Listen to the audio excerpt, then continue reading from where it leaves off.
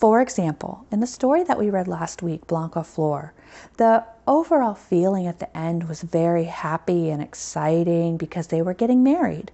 And I would want to be able to achieve a goal like the prince did. And so I want to look at the lesson that he learned and maybe apply it to my life because I want to feel that way as well. The tone is writer-centered. The tone is the author's attitude toward the subject. The tone sets how the author feels. It's a lot like author's perspective. It is writer-centered. So how does the author feel? And this will also tell us the theme, because all of these words could be how characters are feeling or what they're saying or what they're doing, and that could help us learn the theme. So this is something that's important for us to know when we are doing poetry. So the next thing I want to introduce to you is figurative language.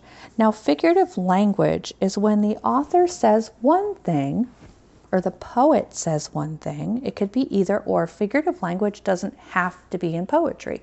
Figurative language can be in a story. And there was some figurative language in our story last week. So this is when the author says one thing, but they actually mean something different. It might not even have to do with the word that they say. And then we have to use context clues to figure out what they're saying, just like we would with an unknown word.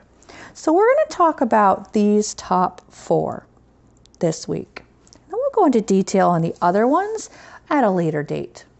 So I'm going to take a pen and I'm going to put a box around the ones that we're going to focus on this week. Because if I gave all of that to you at once, it would be a little overwhelming. So you're going to glue this in because there are 4 other ones on the bottom. We're going to talk about those. So the first one is a comparison of 2 unlike things using the word like or as.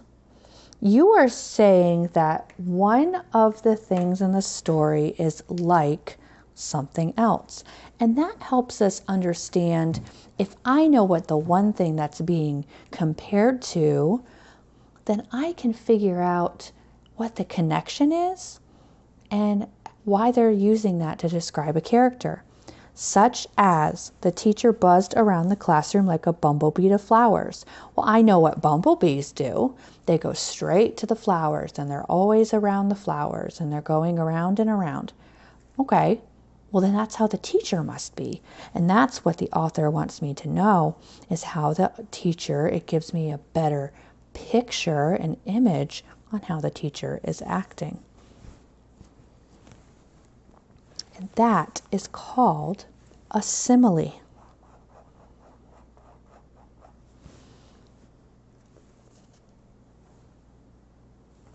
So the teacher buzzed around the classroom like, see how it has the word like, a bumblebee to flowers. I could say my mom is as grumpy as a bear without her coffee. I am as hungry as a lion. That is similes. Now the next thing is very, very similar to a simile. It's a metaphor. And now the difference between a metaphor and a simile is that a simile uses like or as to show that something is like something.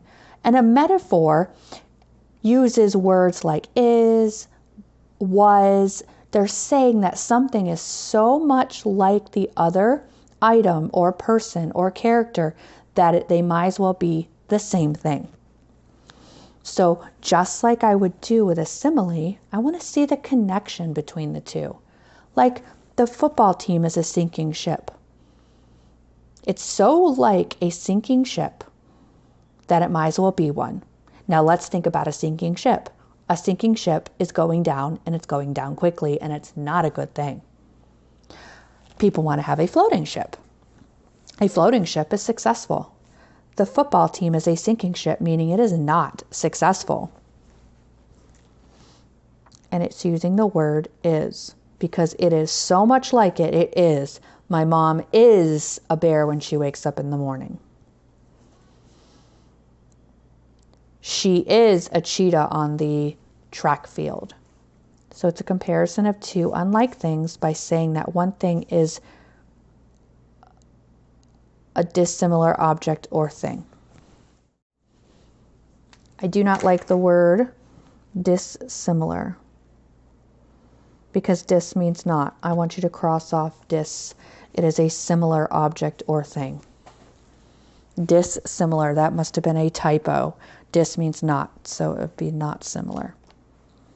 So we have similes and metaphors. These help us understand what is going on in the story more because it paints a better picture. I know that the teacher was going around a lot. She was moving around fast. She was going from student to student like a flower. And that gives me a better visualization than the teacher was walking around the classroom. Now the football team, I can say they were losing. Okay, well, they could be losing just by a little bit, or they could be losing a lot. Well, the fact that they say they're a sinking ship, they are getting creamed. They're not doing well at all. Okay? Now the next one is called a hyperbole. It's not a hyperbole. Hyperbole is the way that you would say it. Have you ever said, I'm so hungry I could eat a horse? Or my teacher gives me so much homework, I'm working for 1,000,000 minutes. Or I'm so tired I could sleep for 5 days. Those are exaggerations, extreme exaggerations. Your teacher didn't give you 1,000,000 minutes, but it feels like it. You cannot actually physically eat a horse, but you can eat a lot because you're really hungry. That is an exaggeration, and it shows how much something is in intensity. Like, I'm really hungry if I'm saying I want to eat a horse. I'm really hungry. And so the hyperbole shows us how intense that is. It is an exaggeration that cannot possibly be true. I learned to ride a bike like 1,000,000 years ago.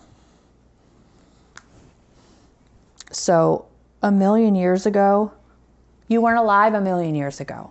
That's not possible, but it sure feels like it was 1,000,000 years ago. And so that tells me it was a long time ago. Helps me visualize it better. Can you think of any other exaggerations that you've heard in conversations or said yourself? I'm sure that you have heard a lot of these and you just didn't realize what they were called. Now the last thing, I want you to take note of the word parts here. Do you see the word person in personification? The word person helps me remember what personification means. Personification is when I give human qualities or qualities of a person to something that is not human. Like the thirsty grass drank the rain. Grass cannot drink anything. It's an inanimate object. It soaks it in. The cat glared at me when I wouldn't give her cat treats. Well, cats really don't glare. They just stare in a direction. Okay? When you give human characteristics to something that is not human, it is called personification. Now that helps the mood and the author's tone a little bit more because it helps with the setting and everything in the setting. If it has human characteristics, it gives us more of a feeling of what's going on in the story or poem. It helps me visualize it much better. So those are the 4 things that we're going to be talking about this week in poetry. Now remember, figurative language means language that is used that says one thing but means another.